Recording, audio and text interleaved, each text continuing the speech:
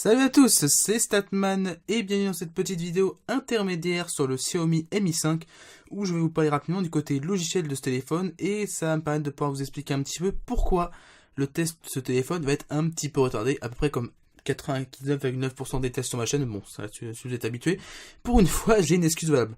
Alors pourquoi je vais retarder une fois de plus un test sur ma chaîne, donc notamment celui du Mi 5? Parce que sur ce téléphone, moi qui pensais avoir une bonne ROM pour une fois d'un téléphone chinois d'importation, eh ben je me suis totalement trompé. Parce que notamment, ça j'aurais dû le voir au moment de la vidéo de présentation, mais ça ne m'a pas à dire alerté. C'est le fait que le numéro de la ROM est totalement hasardeux comparé normalement au numéro de ROM officiel. Donc j'essaie de vous le montrer. Ah déjà je vois que la lumière, j'ai pas mis la bonne luminosité. Bon, pas grave, hein. Là-dessus c'est pas la qualité vidéo pour une fois qui va être importante. Donc je sais pas si vous voyez là, il y a marqué Mi 8 Global 7.2.94.99. Et à ma connaissance, normalement, les ROM officiels de Xiaomi n'ont généralement que 3 chiffres. Donc par exemple, ce serait 7.2.4, je crois, la ROM la plus récente en termes de ROM global.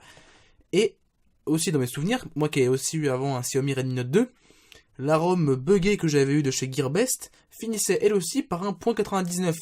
Donc j'aurais envie de dire qu'une fois de plus, je me suis fait un petit peu avoir. Malgré le fait qu'il y avait des CL sur la boîte, donc je ne sais pas pourquoi, la ROM installée dedans est quand même une ROM buggée. Et je vais m'expliquer pourquoi. Mais juste avant ça, parce que je vois que c'est pas super beau à la caméra, je vais faire un petit changement de lumière et je reviens tout de suite. Me voilà de retour avec la lumière qui est enfin mise comme je la mets d'habitude. Donc non, encore une fois, pas du tout, non. Et oui, là c'est bon, j'ai la bonne lumière. Ah, les problèmes, hein. Donc bref, les problèmes que j'ai eu avec la ROM. Donc déjà, j'ai une instabilité de l'accroche cellulaire, notamment dès que le téléphone bascule en 4G. Ça, c'était une chose récurrente. Ce téléphone, je l'ai utilisé pendant plus de 10 jours avec ma carte SIM dedans déjà. Donc j'ai déjà une petite idée un peu du téléphone dans sa globalité, avec cette ROM là. Et dès que le téléphone a voulu s'accrocher au réseau 4G, le téléphone, à chaque fois, il s'accroche pendant peut-être 10-15 secondes, puis le réseau faiblit, puis il perd tout signal et il revient en 3G, 3G+, généralement, et il n'arrive pas à accrocher à 4G. Et c'est vraiment dommage, parce qu'en fait, donc c'est vraiment un des rares téléphones, ça je pense que c'est du côté logiciel, mais bon, on verra ça une fois que j'aurai changé la ROM.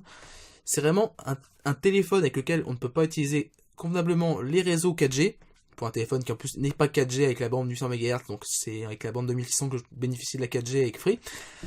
Je trouve ça vraiment dommage, donc ça c'est vraiment un des premiers bugs qui sont importants sur cette ROM qui m'a été donné avec le téléphone quand je l'ai acheté sur Gearbest. Ah, tiens, maintenant que j'y pense, c'est encore Gearbest, tiens. Je pense qu'à force je vais blacklister ce site en termes de téléphone, parce que les ROM qui filent avec les téléphones de marque sont vraiment moisis. Ensuite, les performances maximum de ce téléphone sont vraiment super. Le Snapdragon 820, j'ai pu déjà le voir sur cette ROM, a des performances qui sont excellentes. Et pour un téléphone à ce prix-là, donc à 350€ hors taxe en import, c'est vraiment méga appréciable. Mais les performances s'épuisent quand même relativement vite. Donc il faudrait que je voie ça, on en reparlera pendant le test, mais par exemple ça s'appelle quand je joue, notamment un jeu auquel je joue beaucoup en ce moment, ce qui est Mortal Kombat X, et ben au début le jeu est très très fluide et c'est vraiment super sympa de jouer dessus, en plus avec un écran de cette qualité là, donc l'écran est vraiment très bon sur ce téléphone, mais rapidement au bout de 5-10 minutes le téléphone justement perd en puissance. Et malgré le fait que ce soit le Snapdragon 820 justement sous-cadencé à 1,8 GHz, et ben rapidement on voit une baisse de framerate et des saccades dans le jeu. Donc je verrai sur la ROM que j'installerai si chaque fois c'est toujours le cas, mais je pense qu'encore une fois il y a quelque chose à voir avec cette ROM buggée, le fait que les performances descendent aussi vite. Enfin, un troisième gros bug qui fait que je vais encore une fois de plus changer de ROM, c'est le fait que le capteur d'empreinte digitale qui fonctionne très très bien, je vais vous montrer tout de suite. Voilà. Dès qu'on appuie dessus, un petit raté, bon, voilà.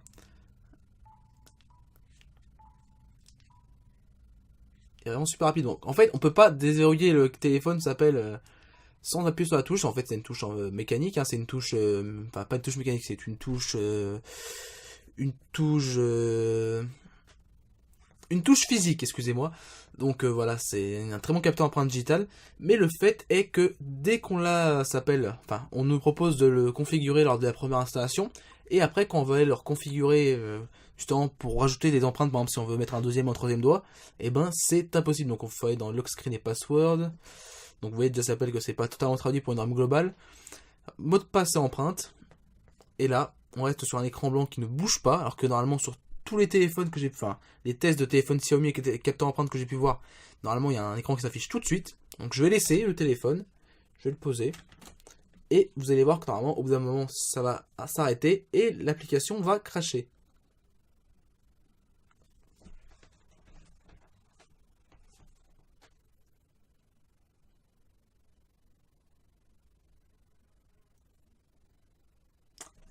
Voilà, il n'a pas fait très longtemps. Les paramètres, c'est arrêté.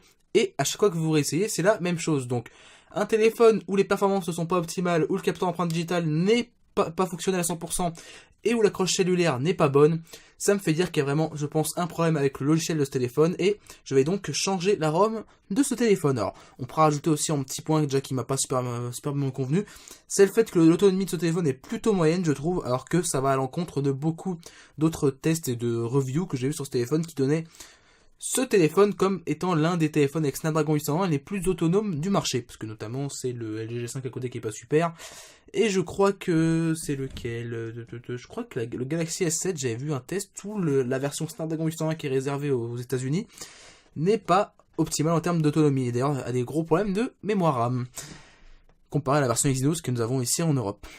Donc ma solution que j'ai employée justement pour vous proposer un test au plus vite, c'est-à-dire normalement vers la fin du mois de juin, va être la suivante. Dans un premier temps, je vais installer la ROM globale officielle par Fastboot. Donc pour ceux qui connaissent Fastboot, ça va. Pour ceux qui connaissent pas, eh ben, ne vous entêtez pas, je vais installer la ROM globale officielle de ce téléphone.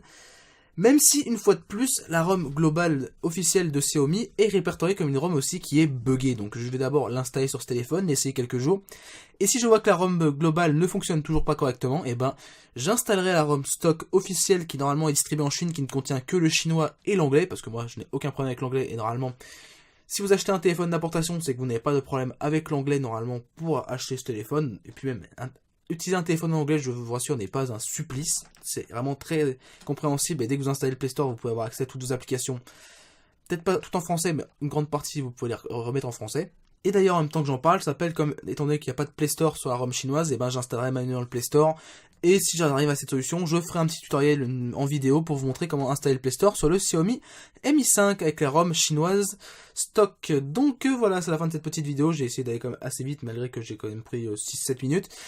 J'espère que vous comprendrez pourquoi je vais retarder un peu ce test, en plus d'autres qui vont arriver et qui sont toujours très en retard, je m'en excuse, mais malheureusement, mes études sont passées largement avant YouTube, parce que c'est un petit peu ce qui va conditionner mon avenir, hein. Mon avenir n'est pas sur YouTube en tant que professionnel, hein. Je ne compte pas rentrer dans un network très puissant type Mixicom et me faire des millions tous les mois, bon j'exagère un petit peu mais c'est à peu près l'idée. Donc j'espère que vous comprenez un petit peu ce qui a motivé ma décision de retarder à peu près tous mes tests sur ma chaîne. J'espère que vous comprendrez. Je m'en excuse une fois de plus et j'ai pas grand chose d'autre à rajouter. Je vous dis à très bientôt pour une future vidéo. Allez, salut!